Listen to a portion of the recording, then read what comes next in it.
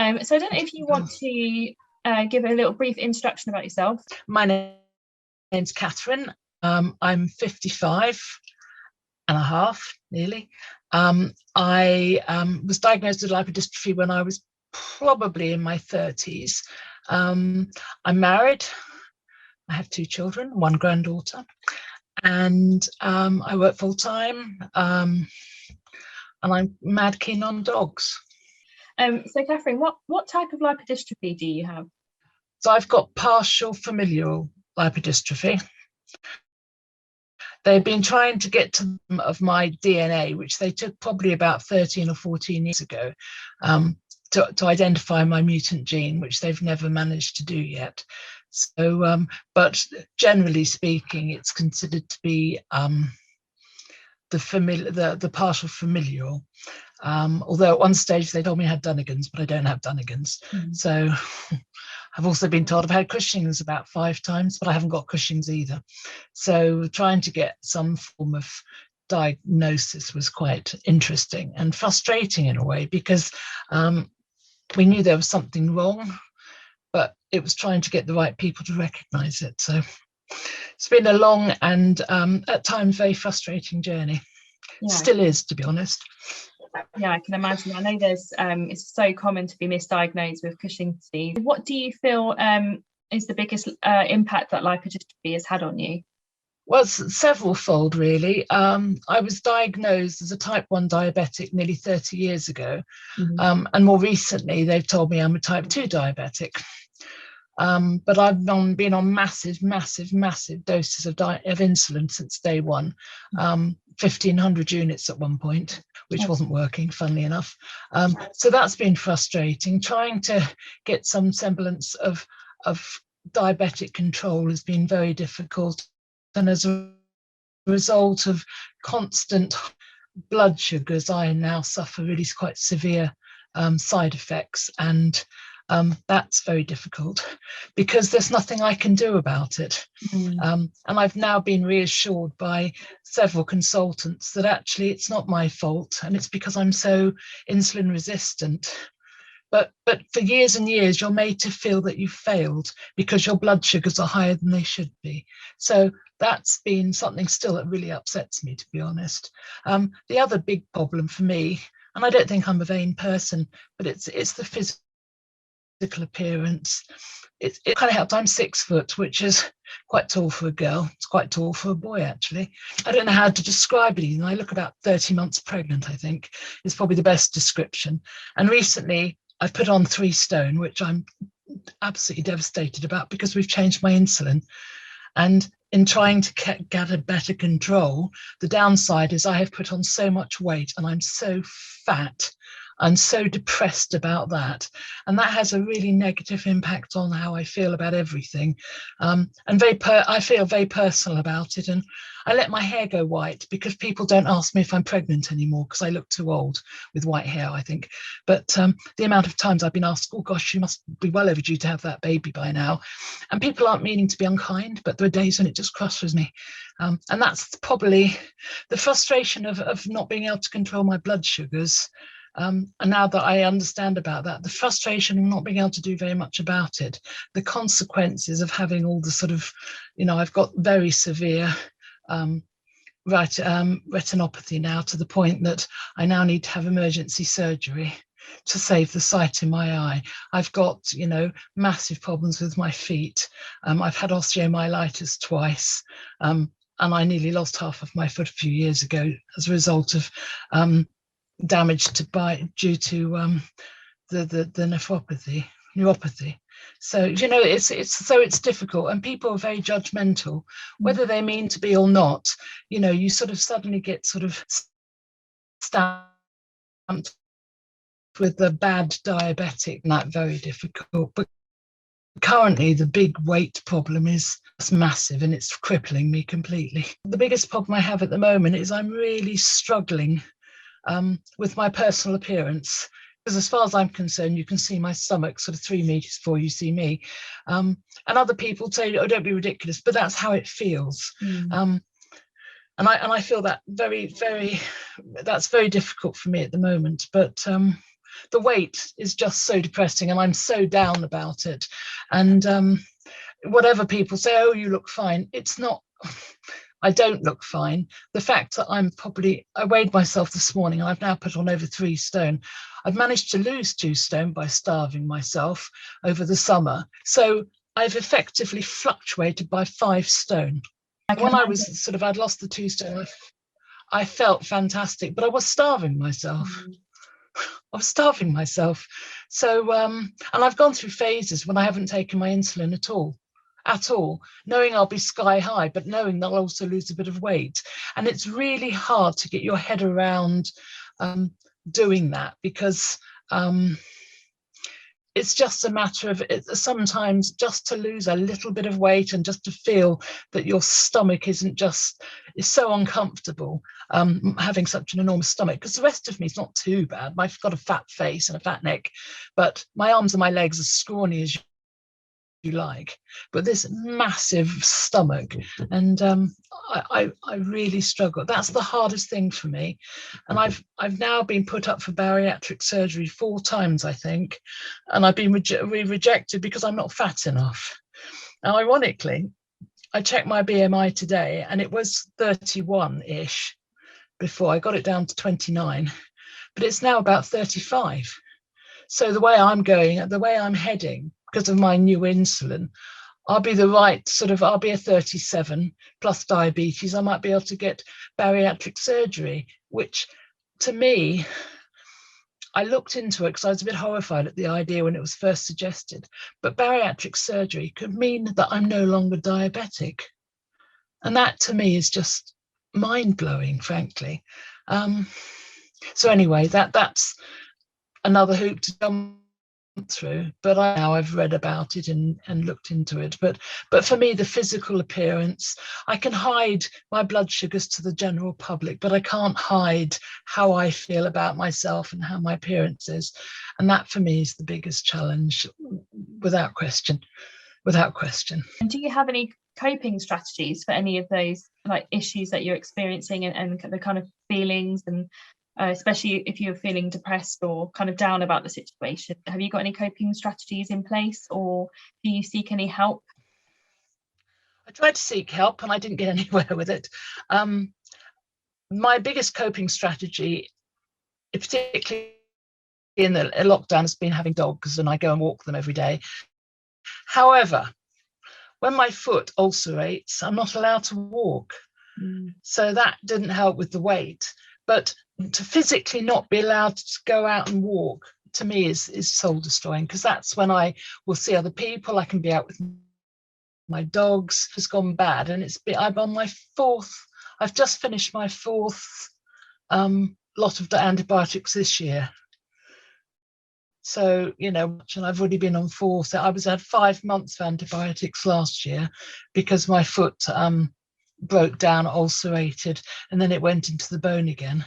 And when it's like that, I'm not allowed to walk, because the problem is walking means that my ulcer doesn't improve. So that's a really double-edged sword, because physically being able to get out and walk and be outside and taking my dogs out is kind of everything to me. So when I'm not allowed to do that, that makes life very difficult. My foot is so fragile that I'd love to go running, but I can't go running. I'd love to walk, but half the time I'm not allowed to walk. And I find that such a struggle for my mental health, as much as, because I love being outside and I loved going to the gym. I was going at 6:30 in the morning, but it had such a positive impact on everything, but I couldn't sustain it. So I get to the point I don't know quite what to do. But when I'm allowed to walk, I feel happier in myself. But when I'm told I'm not allowed to walk, that's just soul destroying. So, because I'm very active actually, and I don't know what the answer is, but it's very difficult to live with it. Yeah, I can imagine that must be tough. And when you say you tried to seek help and you didn't get support, was that by your GP? I don't feel supported. I didn't feel supported by my GP. I contacted talking therapy to talk, but I was told that they didn't really think that was appropriate. So that was it. That's such very disappointing. Yeah, that's so disappointing. because so many patients express that they just do not get the psychological support. I'm in a way, like, life's quite difficult. My husband is extremely unsupportive. I ended up with sepsis a couple of years ago, and he refused to take me to the hospital. I had a seizure about a year before that, so I've got no support at home at all. My son is fantastic, but he's not around that much, but he's really supportive. But my husband, not at all. Yeah, that makes it even more difficult, doesn't it, if you haven't got the support? And because sometimes you just need to have a down day where you need someone else to kind of pick up the pieces occasionally, don't you, and just kind of really support. So Yeah. that does make it so much tougher. But can you tell me a little bit about your diagnosis and your journey? So kind of, I know you briefly mentioned earlier about when you were diagnosed, but how did that come about? Was you luckily able to see someone that understood lipodystrophy, sorry? Well, so I've been diagnosed as diabetic when I was sort of 27ish, I think. And then a few years later, they kept, because I've always had recently, a big fat moon face, big red moon face. And so, as I say, 4 times I've been put up for testing with dexamethasone for Cushing's. And on the last occasion, when I wasn't, again, and I knew I wasn't, one of the guys said to me, I think you may have lipodystrophy. And that's what started that whole conversation, because he'd come across it and he said, it's really rare, so I'm not 100% sure, but I've got quite a few things like, what is it called under your arms, the sort of darkness, the I can never pronounce that correctly. But I've had that. I also have freckles under my armpits, which is unusual. But there was a number of things, and he sort of looked into it, and that's when they originally thought I might have Dunnigan's. But the frustration was that my insulin resistance was just off the planet. And as I say, I got to the point I was taking 1,500 units of insulin a day, and it wasn't working. And it was so frustrating because I didn't know what to do. And there I was, sort of labeled, as I say, the bad diabetic, and doing the best that I could and getting nowhere. But at least there was a glimmer of hope, because there might be an explanation as to why some of it was happening. My mother was adopted, so we have no medical history from her side at all. So we don't know about that side of the family. And there's nothing really obvious, no diabetes in my family at all. And as I say, I was considered a type 1 for the first 24 years. And then suddenly somebody said, oh, you're type 2. But I've always been on insulin since day one. So I'm very fortunate. I'm now under Professor Carpe in Oxford, who's a very nice chap. And also I'm under the diabetologist, Gary Tan, Mr. Tan, who I had an hour and 17 minutes consultation with earlier this year. But I had to fight for that because, I was struggling with my insulin and, it wasn't working. And, to watch, as I said, to watch yourself inject something and then nothing happened. Nothing at all for hours and hours and hours on end. And it used to be so frustrating, and it still is frustrating. And realize that one of the big issues, and a root issue, I think, which I'm trying to get them to look at the moment, is I can't inject to my arms or legs. I don't know if you can. Muscle, nothing there. Yeah, I've got the scrawniest little arms. Yeah, nothing at all. The friends of mine are so jealous I don't have bats or wings, but I'd like a little bit of a bat wing, perhaps, just for normality. And my legs are just like solid sort of concrete. So I have to inject in my abdomen, but it's so huge, and I can't find anywhere to inject anymore, to the point that I'm bending needles. I'm trying to go all the way around as far as I can to just find somewhere to inject. But I've now really literally got nowhere to inject. So I've asked, I called one of the diabetics specialist nurses and had a right whinge about it and said, look, I think the root cause is I've got nowhere to inject. So even if I could absorb the insulin, which would help, I can't, because I've got good places to inject it. So I'm hoping that they're going to do something about that. And she did phone me back and said, but they're going to have an MDT, but I need to be there. And I said, I'll be there, because I don't know how we move forward with that. And I don't know whether I can have a pump, because NICE says pumps are only for type 1s. And there's something called some sort of pod, which you can again put in and just use the same injection spot for a couple of days, which would mean the other would be rested. But literally, it's like solid like muscle on my stomach, and there's nowhere soft to inject. So that's a real catastrophe at the moment, and it's really bothering me. But I look at my phone has my receiver for my Dexcom, and I look at that and I'm just so depressed by it most of the time. And the last HbA1c I had, because initially when I started on the new Trajea, I had a honeymoon period where it actually worked. And I dare say I hypoed a couple of times, and it was down into the 4s, between 4 and 6. It didn't last very long, but for the honeymoon period, I was thrilled. And then I went and asked for an HbA1c.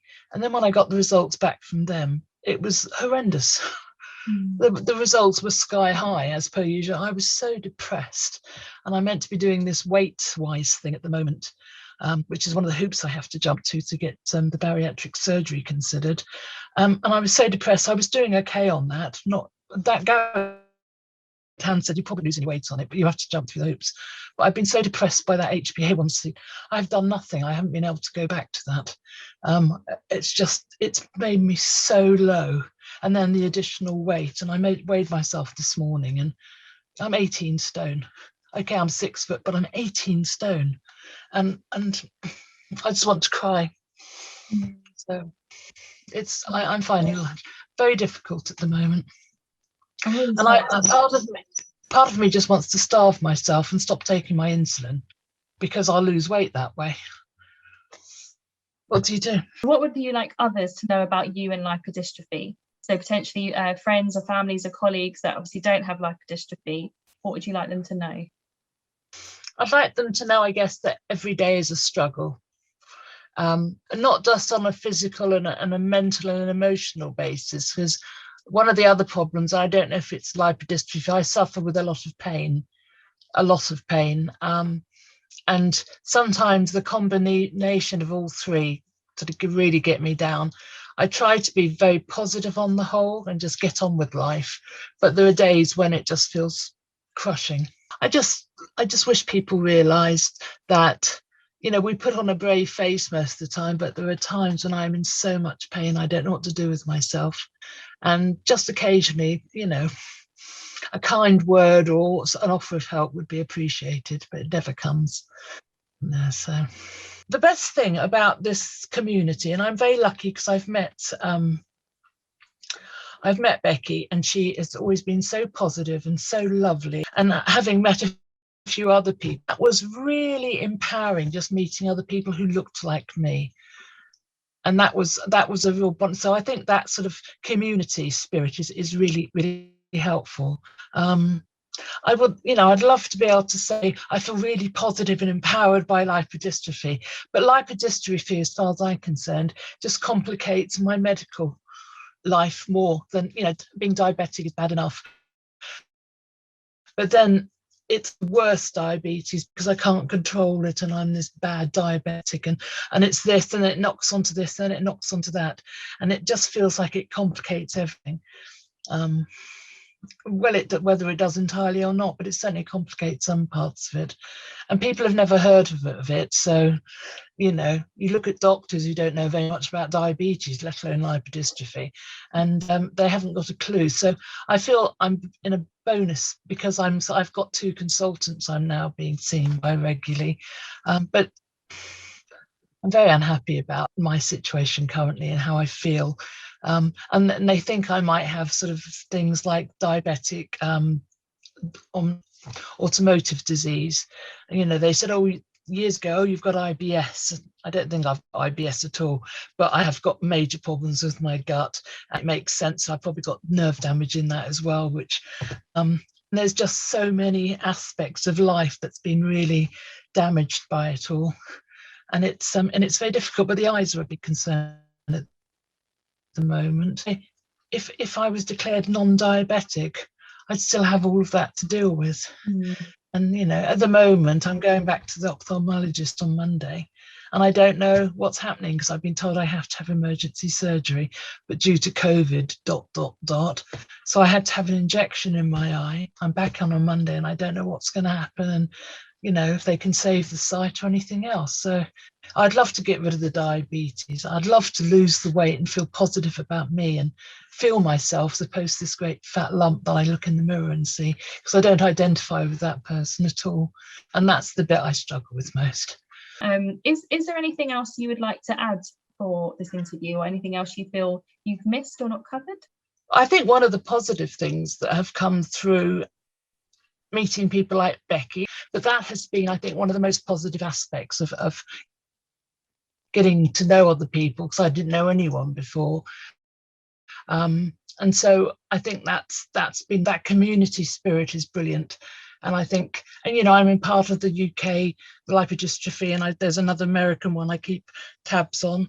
And, you know, it's just nice to know that there are people you can reach out to, and sometimes who reach out to you. And I was responding to one in the States recently, just to give them a bit of sort of, you know, you're not alone. And that's, I think, the message that we all sort of come away from for these sort of community things. So, you know, we all have crap days, we all have crap periods, but I don't want it to define who I am.